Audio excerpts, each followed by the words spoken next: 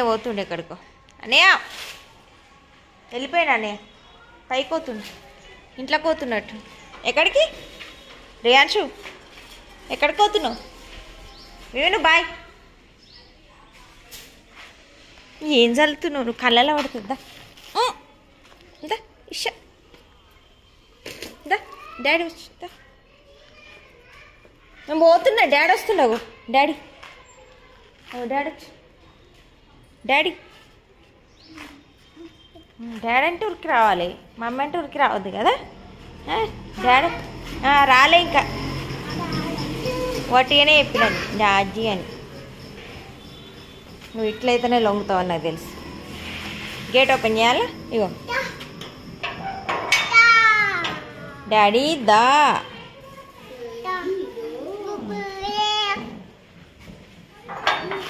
అంత దుమ్ము